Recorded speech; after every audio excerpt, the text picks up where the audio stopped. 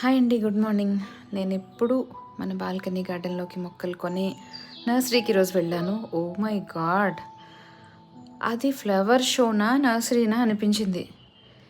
అసలు ఎన్ని పువ్వులు ఉన్నాయంటే, ఆర్కిడ్స్ ఇవి చూసారా, డాలియా. అసలు రావాలని అనిపించలేదు. ఆ నర్సరీకి వెళ్తే మొత్తం అన్ని మొక్కలు కొనేసి పట్టుకెళ్ళిపోదామా అనే అంత ఫీల్ వచ్చిందనమాట. సో ఒక వాక్ త్రూ చేశాను. చూసారా, చామంతులు పబ్బబ్బబ్బా ఎంత కలర్ఫుల్గా ఉన్నాయంటే, ఇంకా ఇండోర్ ప్లాంట్స్, అవుట్డోర్ ప్లాంట్స్, ఇంకా మంచి ఫ్లవరింగ్ ప్లాంట్స్ అయితే ఇది క్యాలా లిల్లీ, పీస్ లిల్లీ.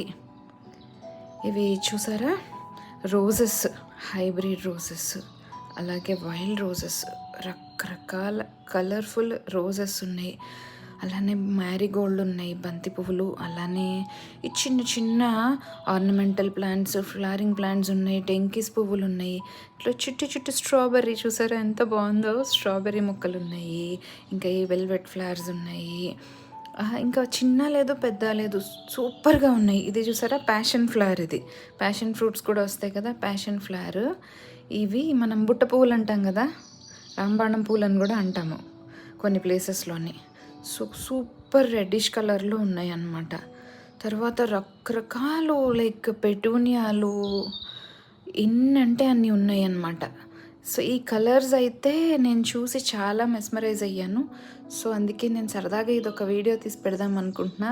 సో అన్ని మొక్కలు కొనడానికి మనకి ప్లేస్ లేదు కాబట్టి ఇక్కడ చూసారా, ornamental cabbage with purple shade with white shade, ఈ రెండు అయితే మన బాల్కనీలో పెట్టడానికి నేను తీసుకున్నాను అనమాట ఈరోజు. అవి మల్లెపూలు అంటే కాడమల్లెలు అనమాట. సో కాడమల్లెలో మళ్ళీ 2 షేడ్స్. ఇవి చూసారా, కాక్స్ కోంబ్, కోడిజొత్తు పువ్వుల్లోనే ఒక రకం అనమాట. అలాగే నీలగోరింట పూలు అంటారు కదా, చిన్న చిన్నవి అవి.